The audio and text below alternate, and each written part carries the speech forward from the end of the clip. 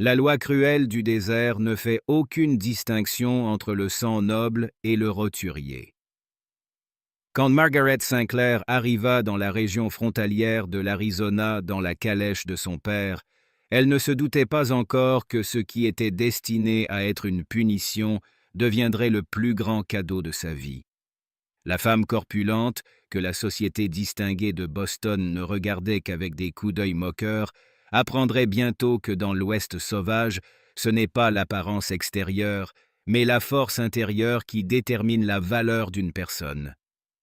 Voici son histoire, où le mépris cède la place au respect, et où l'amour ne cherche pas la perfection, mais la véritable beauté de l'âme.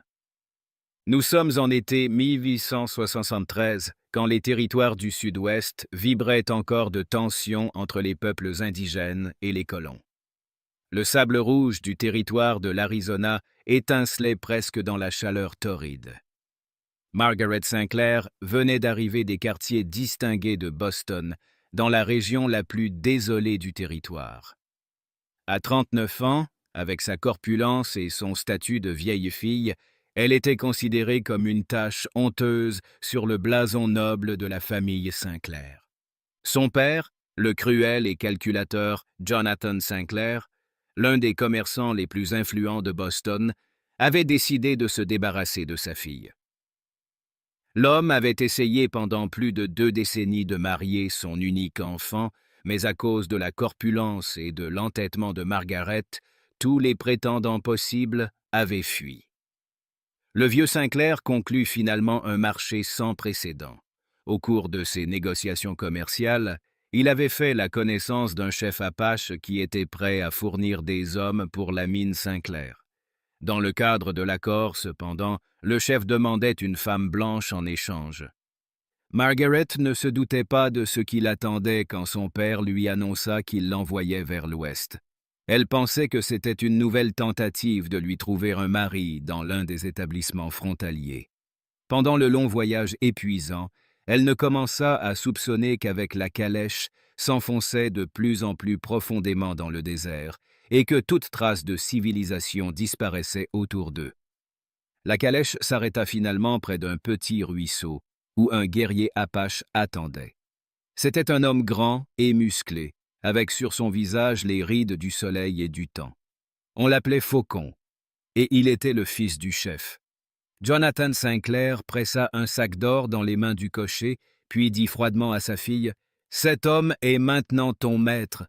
Considère cela comme une punition pour toute la honte que tu m'as causée. » Margaret tenta de remonter en criant dans la calèche, mais son père la repoussa. La voiture disparut bientôt à l'horizon, enveloppée dans un nuage de poussière. Margaret s'effondra sur le sol en sanglotant, tandis que Faucon l'observait silencieusement. Il ne comprenait pas la langue de la femme, tout comme Margaret ne comprenait pas la sienne. L'homme attendit patiemment, puis quand Margaret se tut d'épuisement, il lui tendit une gourde d'eau. Le disque ardent du soleil descendait lentement vers l'horizon, peignant le ciel en rouge. La gorge de Margaret était desséchée par les pleurs et la poussière. Elle prit finalement la gourde et but avidement. Faucon la conduisit ensuite vers son cheval et lui fit signe qu'elle devait monter.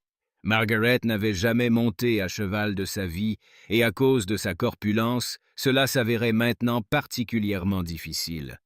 Après plusieurs tentatives, Faucon l'aida à monter, puis monta lui-même en selle, et ils partirent lentement vers l'intérieur du désert. Les premiers jours furent insupportables. Margaret se sentait complètement impuissante dans la chaleur du désert, dans l'environnement étranger et à cause des barrières linguistiques. Faucon la conduisait à cheval vers le campement de la tribu. Pour Margaret, cela représentait une nouvelle épreuve. Son corps gras rebondissait douloureusement dans la selle, ses cuisses s'écorchaient jusqu'au sang. Le soir, quand il s'arrêtait pour se reposer, Faucon faisait du feu, préparait à manger et l'offrait toujours d'abord à la femme. Margaret refusait au début, mais la faim finit par être plus forte que sa fierté. Ce qu'elle ne comprenait pas, c'était le regard de Faucon. L'homme ne la regardait pas avec dégoût ou pitié, comme les messieurs de Boston. Dans son regard se reflétaient plutôt la curiosité et un étrange respect. Les nuits du désert étaient glaciales après la chaleur du jour. Margaret grelottait en se rapprochant du feu, admirant les millions d'étoiles dans le ciel. Elle n'avait jamais vu un ciel si clair de sa vie. À Boston, les maisons et le brouillard cachaient toujours les étoiles. Ici, en revanche, elle avait l'impression de flotter entre le ciel et la terre. Faucon remarqua l'émerveillement de Margaret et commença à lui expliquer doucement quelque chose en apache, tout en montrant les constellations.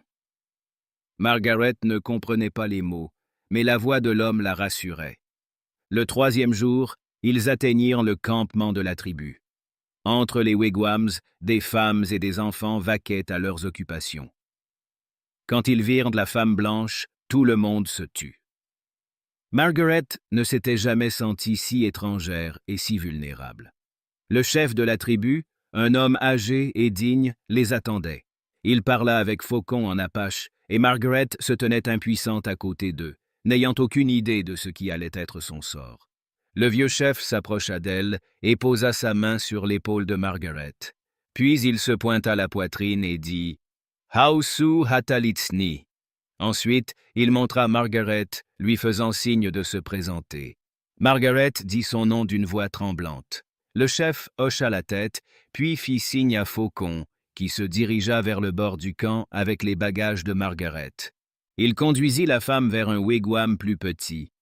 Margaret fut stupéfaite de voir que ce serait son logement, seul et non à côté de l'homme. Faucon lui apporta une couverture et de l'eau fraîche, puis la laissa seule. Margaret commença lentement à comprendre qu'elle n'avait pas été amenée ici comme esclave, comme son père l'avait pensé. L'intérieur du wigwam était étonnamment confortable. De douces peaux d'animaux recouvraient le sol et des braises rougeoyaient dans le petit foyer, diffusant une chaleur agréable. À travers l'ouverture au sommet de la toile de tente, elle pouvait voir les étoiles. Épuisée, elle s'effondra sur la couche préparée pour elle et sombra immédiatement dans un sommeil profond. Le lendemain matin, elle fut réveillée par quelqu'un qui frappait doucement à l'entrée du wigwam. Une jeune femme apache se tenait là, avec des vêtements dans les bras et un bol de nourriture. La jeune fille entra en souriant et déposa ses cadeaux à côté de Margaret. Lentement, distinctement, elle commença à lui parler, puis se pointa la poitrine et dit « Œil d'étoile ».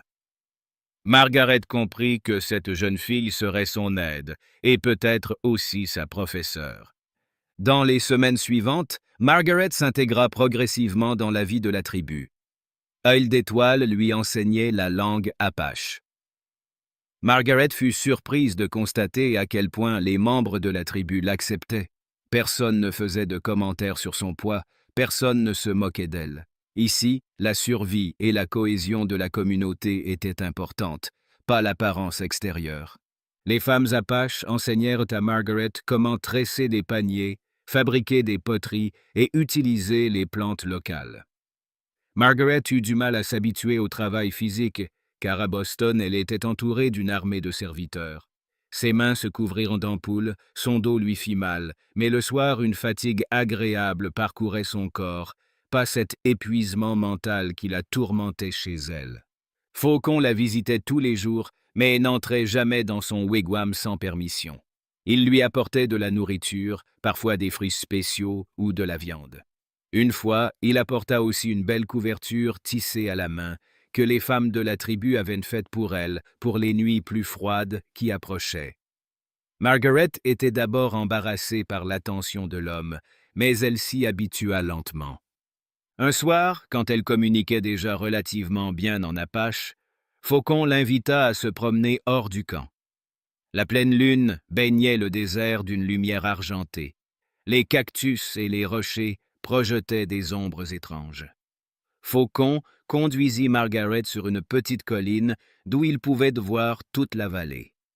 L'homme regarda longuement la lune, puis commença doucement à raconter les légendes de sa tribu, des histoires sur la lune et les étoiles. Margaret écoutait avec émerveillement.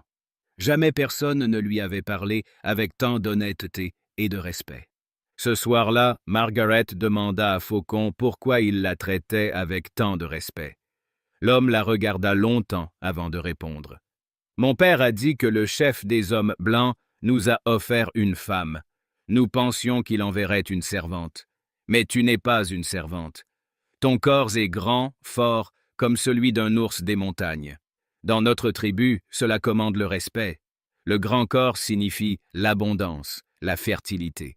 Et je vois le feu dans tes yeux, que les hommes blancs n'ont pas su voir. » Margaret éclata en larmes. Toute sa vie, elle n'avait connu que l'humiliation à cause de son surpoids. Et maintenant cet étranger, cet homme sauvage, voyait plus en elle que son propre peuple ne l'avait jamais fait. Ce soir-là, pour la première fois, elle sentit que peut-être ici, dans ce désert cruel, parmi ces étrangers, elle pourrait trouver ce qu'elle avait toujours cherché, l'acceptation. L'été du désert se transforma lentement en automne. Les nuits devinrent de plus en plus froides, mais les journées apportaient encore de la chaleur. Margaret apprit comment s'adapter aux extrêmes du temps. Œil d'étoile lui montra comment faire des vêtements qui protégeaient à la fois du soleil et du froid. Les mains de la femme blanche devinrent de plus en plus habiles, et elle cousit bientôt ses propres vêtements, qui convenaient mieux à sa corpulence que les corsets et les crinolines apportés des salons de mode de Boston. Au fil des mois, Margaret se transforma complètement. Sa peau bronza au soleil, sa démarche devint plus confiante. Elle apprit comment trouver de l'eau dans le désert, comment préparer les plantes locales. Les femmes de la tribu lui montrèrent comment cueillir et utiliser les plantes médicinales.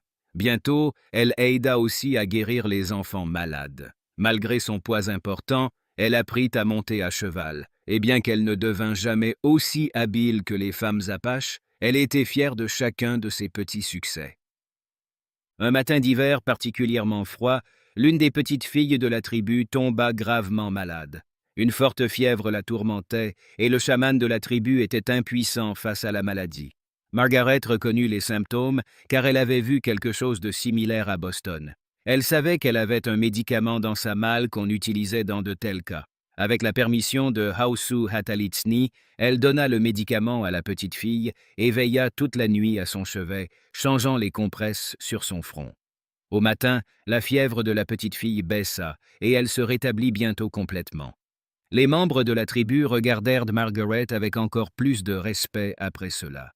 Ils ne la voyaient plus seulement comme un cadeau pour le fils du chef, mais comme un membre précieux qui avait apporté de nouvelles connaissances à la communauté. Sa relation avec Faucon s'approfondit aussi. L'homme se révéla être un professeur patient. Il montra à Margaret les beautés cachées du désert, lui enseigna le mouvement des étoiles et raconta des histoires sur le passé de son peuple. Margaret, en échange, lui parla de Boston, de la mer que Faucon n'avait jamais vue, et des livres dont l'homme n'avait jamais entendu parler. Un jour de printemps, Faucon et Margaret chevauchèrent vers une chaîne de montagnes lointaines. Le désert était en fleurs, les cactus resplendissaient de couleurs vives. Sur un versant rocheux, Faucon montra à Margaret les peintures rupestres des ancêtres de la tribu. Dans la chaleur du soleil, les rochers semblaient presque incandescents, mais à l'intérieur de la grotte, une fraîcheur agréable les accueillit. Les peintures murales racontaient d'anciennes histoires de batailles, de chasse et de rencontres avec le grand esprit. Pendant qu'ils regardaient les peintures, une tempête se leva dehors. Le vent soudain souleva des nuages de sable et des nuages sombres s'amassèrent dans le ciel. Faucon et Margaret furent bloqués dans la grotte. L'homme alluma un feu et à la lumière de la flamme vacillante, ils continuèrent à étudier les peintures. La pluie tomba toute la nuit et ils furent obligés de passer la nuit dans la grotte. Assis près du feu, écoutant les bruits de la tempête, Margaret remarqua soudain que Faucon la regardait différemment qu'avant. Dans les yeux de l'homme brillait le désir, mais aussi le respect. Il se rapprocha lentement d'elle et posa sa main sur le visage de la femme. Le cœur de Margaret battait violemment. Jamais personne ne l'avait regardée ainsi, ne l'avait touchée si tendrement. Faucon se pencha lentement plus près et l'embrassa. Après le baiser, l'homme murmura doucement en apache. « Je t'aime, femme ours blanc. » Margaret écouta les mots avec émotion. Femme ours blanc. C'est ainsi qu'il l'appelait dans la tribu, et maintenant elle comprenait que ce n'était pas un surnom moqueur, mais le signe du plus grand respect. Cette nuit-là, dans la tempête, Margaret et Faucon se trouvèrent. Deux enfants de mondes différents que le jeu cruel du destin avait réunis, mais qui avaient trouvé de vrais compagnons l'un en l'autre. 10 mois après l'arrivée de Margaret dans la tribu, dans les premiers jours du printemps, Faucon l'emmena dans un endroit spécial.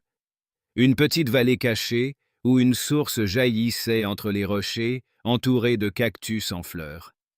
Ici, dans cette oasis cachée au milieu du désert, Faucon prit la main de Margaret et, selon les traditions de la tribu, lui demanda de devenir sa femme. Margaret n'en croyait pas ses oreilles. Ce fier guerrier, qui aurait pu choisir n'importe quelle femme de la tribu, la voulait-elle, la grosse fille de Boston autrefois méprisée. Mais dans les yeux de l'homme, elle ne voyait aucun doute, seulement un amour sincère et le respect. Margaret dit oui. La tribu organisa une grande célébration. Margaret prononça ses vœux en apache et porta la robe de mariée traditionnelle qu'Ey d'Étoile avait faite pour elle. Hausu Hatalitsni donna sa bénédiction à l'union, et la tribu adopta Margaret comme l'une des leurs. La célébration dura 3 jours. Les hommes de la tribu partirent à la chasse et organisèrent un énorme festin. Les femmes préparèrent des plats spéciaux, et Margaret goûta toutes les délicatesses apaches. La nuit, ils dansaient autour du feu, et le chaman racontait des histoires sur le passé de la tribu, le courage des guerriers et le pouvoir de l'amour. Margaret et Faucon étaient assis main dans la main près du feu, et les membres de la tribu les comblèrent de cadeaux, couvertures, bijoux, armes et outils utiles. La nuit de noces, Faucon conduisit Margaret dans son propre wigwam, qui devint désormais leur foyer commun. L'intérieur de la tente était décoré de fleurs fraîches, et au centre, ils avaient préparé une nouvelle couche moelleuse pour eux. Faucon aima tendrement sa femme, et Margaret se sentit pour la première fois de sa vie complètement acceptée et désirée. Quelques semaines après le mariage, cependant, des visiteurs inattendus arrivèrent. Jonathan Sinclair, le père de Margaret, était revenu avec un groupe de soldats armés. Le vieil homme se sentait mal à l'aise à propos de ce qu'il avait fait et voulait maintenant ramener sa fille à Boston. Il dit qu'il s'était trompé et demandait pardon. Mais quand Margaret sortit du wigwam, son père la reconnut à peine. Cette femme confiante et bronzée, qui portait des vêtements apaches et parlait couramment leur langue, n'était plus la fille timide et sans confiance en soi qu'il avait abandonnée dans le désert. Margaret dit à son père qu'elle ne reviendrait pas avec lui. Elle avait trouvé son foyer ici. Elle avait trouvé l'amour et l'acceptation. Sinclair entra dans une rage folle. Il n'était pas venu si loin pour repartir les mains vides. Il ordonna aux soldats de capturer sa fille. Mais alors que les soldats approchaient, les membres de la tribu entourèrent Margaret et Faucon de manière protectrice. Hausu Hatalitsni s'avança et, avec sa connaissance limitée de l'anglais, dit à Sinclair : « Ta fille fait maintenant partie de notre peuple. Si tu veux l'emmener, tu apporteras la guerre sur nous et sur toutes les tribus apaches. » Les soldats prirent leurs armes. Les membres de la tribu levèrent leurs arcs et leurs lances. La tension était palpable dans l'air. Le cœur de Margaret battait violemment quand elle s'avança et se plaça devant son père. Elle lui parla en anglais pour que tous les soldats comprennent. « Père, j'étais autrefois Margaret Sinclair, une femme malheureuse et méprisée, que tu as vendue comme un objet sans valeur. Mais maintenant, je suis femme ours blanc, l'épouse de Faucon et membre du peuple apache. Ici, j'ai trouvé ce que je n'ai jamais reçu à Boston, l'amour et le respect. Si tu m'emmènes d'ici, tu me tueras, même si mon corps reste en vie. » Après un long moment de tension, Sinclair réalisa que sa fille avait vraiment changé. Elle n'était plus cette femme faible et influençable qu'il pouvait exploiter. il ordonna aux soldats de se retirer. Avant de partir, il regarda une dernière fois dans les yeux de sa fille et dit « Il semble qu'il y ait quelque chose du sang Sinclair en toi après tout. Cette obstination. Peut-être me suis-je trompé sur ton compte depuis le début. » Ce fut la dernière fois que Margaret vit son père. Mais elle ne ressentait plus de colère envers lui.